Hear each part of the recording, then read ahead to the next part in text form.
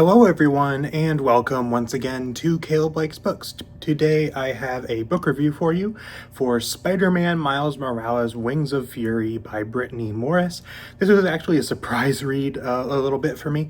I recently got a library card at my local library, which is something I would definitely recommend all of you go and do because I think it's good to support your local libraries, and I just had never gotten around to it up to this point.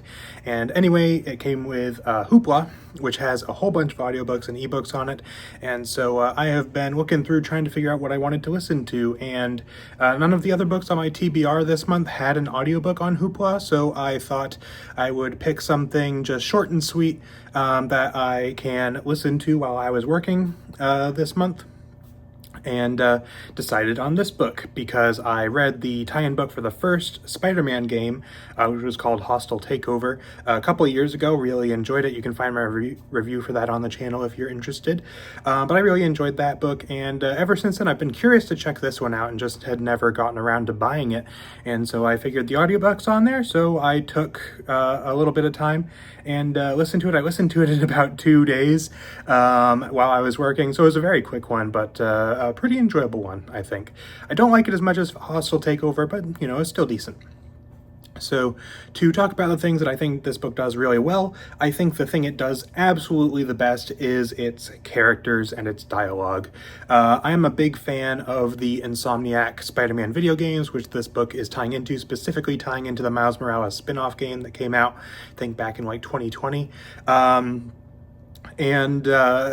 This book, kind of similar to the first one, actually, the one for the first game, really gets the characters right. It feels very much like, you know, this book, I think, is entirely narrated in first person by Miles, and his voice sounds very much like Miles from those games.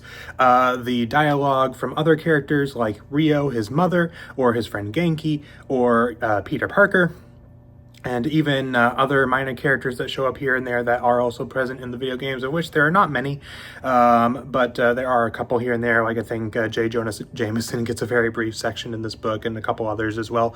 They all feel very authentic to the characters within the video game, and that makes it feel like it really is connected to that universe, which I really appreciate, and really kind of helped to immerse me more into the book, because as a big fan of those games, I was able to really kind of envision this book happening within those games' universe. I also think the story here is pretty decent. I have my issues with it, which I'll get to in a little bit, but the story is pretty decent. Essentially, it is about Miles and Peter working together in order to stop Vulture, who has now reemerged, gotten out of prison, reemerged, and is causing havoc within the city, and things like that. And this book to me feels, in some ways, a little bit redundant of the Miles Morales video game, because certain things about the villain's motivations, because Vulture is not the only villain, he's like the mastermind behind everything, but he also has other people working with him. And some of the motivations for those villains feel very reminiscent of the villain's motivations in that game. But the story itself is still pretty enjoyable. It's very action-packed, I liked the way everything kind of came together in the end. Like there are things early in the book, certain like dialogues or character motivations or bits of foreshadowing and things like that that do come into play later on, which I enjoyed. So it's a very well-plotted book, and the story itself was enjoyable. It wasn't amazing, I think, but it was entertaining enough, and that, on top of the really good character work, made it a pretty enjoyable read for me. Speaking of it being action-packed, this book has some really good action in it. Very exciting, very visceral feeling action, very cinematic. Like, as I was listening to this book, I could really kind of envision in my head what was going on. It's very well written, very, very well described and everything. It's just very well done action scenes that I really enjoyed in here. And all of that, and I enjoyed the tie-ins to the video games as well, although I have my issues with those as well, which I'll talk about. But there are some good tie-ins to the game, especially later in the book. This book ends pretty close to the beginning of the Miles Morales video game. So there are some nice little bits where it is clearly setting up the events of that game. So I enjoyed that about it, and yeah, just generally enjoyed my time with this book, I think. However, I do have two issues with this book, neither of which I think are massive. Didn't really detract from my enjoyment of it, but they are ones that are still, I think, notable. First things first, there are some continuity issues here with this book in relation to the video games. Particularly, the big one that stuck out to me that kept coming up a couple of times is that in this book, it is described that Miles is wearing his iconic red and black suit, whereas in the beginning of the video game, he has not actually made that suit yet. And there's just, that's not like a huge issue. It didn't detract from my enjoyment, but there's just little things like that in this book that did kind of take me out of it for a moment, while I was like, wait a minute, that doesn't actually make sense in the canon of the video games. But, not a huge issue, not something that should be entirely unexpected, because sometimes this does happen with tie-in books. I don't know exactly what the writing process of this was like, but especially if it was being written prior to the game coming out, it's possible that there may have been something going on there. But yeah, that's one thing. The other, I think, more major of these issues for me is this book does feel a little bit too large in its scope and scale. I feel like the main Spider-Man games, Spider-Man and Spider-Man 2, those are where the big things happen, with the major villains doing some really major stuff within New York City. Things that threaten the entire city and could threaten the rest of the world in some cases. And I think that's where they work best, is in those main games where they can really have that time and that attention. Miles Morales' spin-off game did also have a significant threat, but it was not as large scale. And I feel like this book goes too large scale, first of all, for it being a tie-in book, and second of all, for it tying into the Miles Morales video game.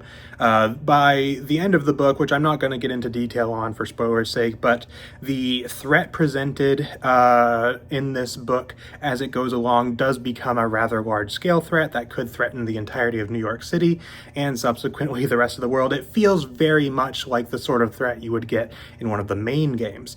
And granted, it still works fine in the context of the book. It's not an issue necessarily with the book itself, like it works fine for the story. But to me, it just felt like it was going a little too large scale, to the point that it did also kind of take me out of the book a little bit. I was like, this feels like it shouldn't be so big. So I feel like if the author had toned down the scale of the threat a little bit, made it a little bit less big and large and threatening and everything. And also just the threat itself, which again, I'm not going to spoil exactly what it is, but it feels like it doesn't entirely fit the universe, the universe that Insomniac has created for their video games.